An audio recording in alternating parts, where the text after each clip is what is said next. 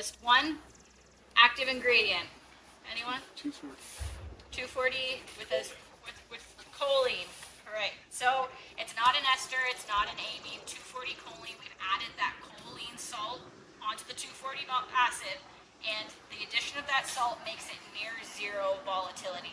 It's even less volatile than an amine, which many people see as being the low volatile 240. 240 choline is less volatile than 240 amine.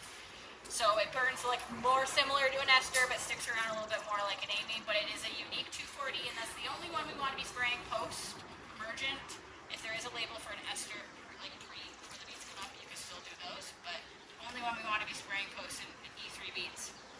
Okay, so the first, we have created this to be to scale, simulating a sprayer situation. So this is we're going to simulate at a per acre rate, so assuming 15 gallons per acre water volume. So everything we're going to do, we're going to be putting in the rate at a 1/100th of an acre rate. So everything is apples to apples with all the water. So when you look at that card, the first thing is that it's start clean. So we've got our clean sprayer. We just triple rinse this bad boy. We're good to go.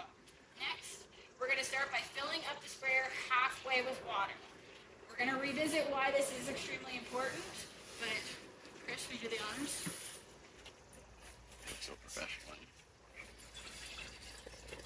gonna start calling you Vanna. I'm Pat. Next, we're going to add 7.3 mils of Enlist 1, which is 1/100th of 0.73 liters, which is how much is the high rate of Enlist 1. So we think about mixing order, right? It talks about WAM legs on the chart. So every chemical will have a letter or designation kind of thing. So when we think about this, unless one is going to go in before glyphosate, so the G in WAM legs is your glyphosate. So now we're adding 10 mils, which is 1 liter of Roundup WeatherMax.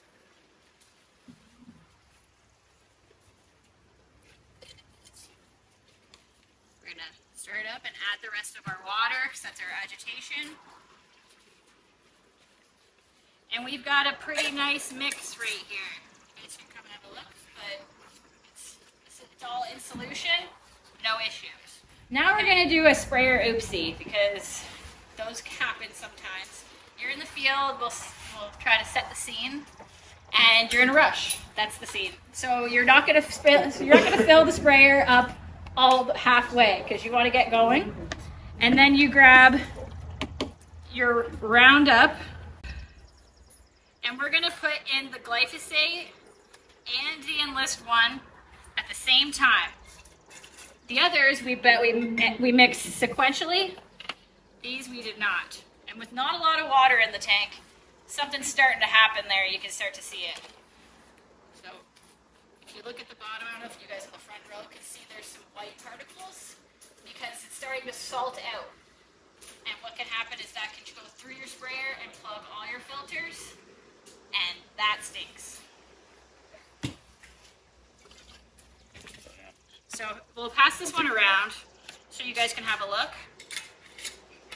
But that's where this is a scenario where we've most commonly seen issues, right? So you think of the inductor system, guys getting busy. I know Tom, unfortunately, we've had a couple calls here and there together, but just where things get busy, or pure chemical touching pure chemical kind of thing, right? But more often, this guy's getting busy and putting stuff in together, unfortunately.